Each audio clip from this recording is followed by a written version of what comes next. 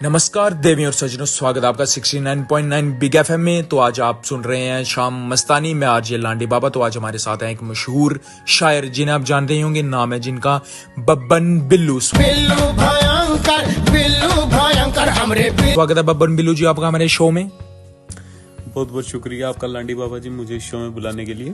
तो देखिए बब्बन बिल्लू जी, शुक्रिया तो हमें आपका करना चाहिए, क्योंकि आप जैसी मशहूर हस्ती जब हमारे शो में आती है तो हमारे शो को 4 चांद लग जाते हैं। तो चलो खैर, इस छोड़ो, इसको जाने दो। अब मैं आपसे एक ही गुजारिश करना चाहूंगा, क्यों ना इस शो का हम एक शायरी से शुरू किया जाए।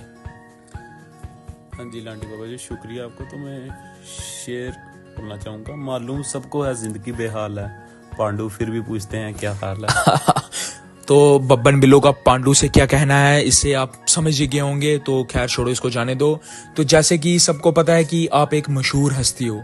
अभी कुछ दिन पहले ही आपकी एक बड़ी बात, एक बड़ी चर्चा में रहे हैं, वो भी एक फोन कॉल की वजह से आप चर्चा में रहे हो, जिस फोन कॉल की वजह से आपको पुलिस स्टेशन तक जाना पड़ा। इसके पीछे की हम कहानी जान सकते हैं?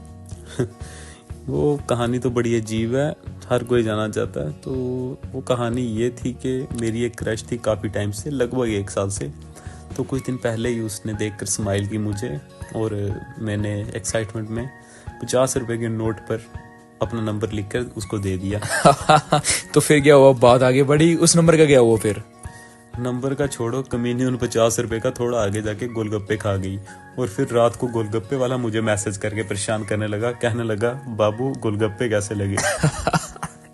तो क्या आपने उसके बाद कोशिश नहीं की अपने क्रश से दोबारा मिलने के लिए? उसके बाद एक बार उसके घर की गली से गुजरा तो एक चुबारा नजर आया। उसकी माँ बाहर निकली और कहा तेरी टांगे तोड़ दूंगी अगर दोबारा यहाँ नजर आया।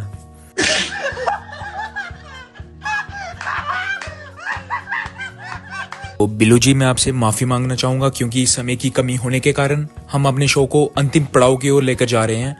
इसमें जो हमारी ऑडियंस है वो आपसे कुछ पूछना चाहती है, जहाँ ऐसा कहें कि आपसे आपकी सलाह लेना चाहती है, जो कि उन्होंने लिखकर भेजा है। तो हम उसके बारे में आपसे जानना चाहेंगे। हाँ हाँ, जरूर जरूर। तो सबसे पहले रामलाल का प्रश्न है कि सर, मुझे एक लड़की से प्यार हो गया मगर वो मान नहीं रही है। तो रामलाल जी, सही कहूँ तो गर्लफ्रेंड मेरी भी कोई नहीं है। एक काम करो, मुझे उसका नंबर सेंड कर दो, शायद मुझसे मान जाए वो। मुझे ऐसा क्यों लग रहा है बब्बन बिल्लो जी कि आप अपनी सेटिंग करवाने के चक्कर में हो गए हो? ऐसी कोई बात नहीं लांडी जी। तो अपने दूसरे क्वेश्चन की ओर बढ़ते हैं। तो दूसरा प्रश्न आपसे किया है एंजल प्रिया ने कि सर, स्नैपचैट पर बार बार स्ट्रीक टूट जाती है तो क्या करूं मैं? तो इसको मैं एक ही बात बोलना चाहूंगा कि तू बेटा पढ़ने में ध्यान दे। अगली बार ऐसा क्वेश्चन किया तो स्ट्रीक तो जुड़ जाएगी, लेकिन तेरी टूटी हुई टांगे नहीं जुड़ेंगी। तो मुझे लगता है एंजल प्रिया जी जान गई होंगी अपने प्रश्न का उत्तर। लगता है मुझे जाना पड़ेगा क्योंकि मेरा जिम का टाइम हो गया है। ओहो, तो आप जिम भी करते हो? नहीं नहीं, मैं वहां पर चौकीदार हूँ, तो जिम का ताला मुझे ही खोलना पड़ता है। ओह, ओके ओके ओके। तो हम आपका वक्त जाया नहीं करेंगे। तो देवी और सज्जनों, ये थे हमारे बीच बब्बन बिल्लो। तो बने रहिए 69.9 बिग एफएम में। ऐसे ही शो सुनने के लिए धन्यवाद। क्या आपकी भी गर्लफ्रेंड आपके लाल दांत देखकर भाग जाती है? मगर भैया जी, मेरी तो कोई गर्लफ्रेंड ही नहीं है। इसके पीछे का कारण यही है, आपके लाल दांत। क्या आपको भी गाड़ी चलाने में दिक्कत आती है? मगर भैया जी, मेरे पास तो गाड़ी ही नहीं है। इसका कारण भी यही है, आपके लाल दांत। तो भैया जी कुछ तो बताओ जिससे मेरी ये परेशानी दूर हो जाए।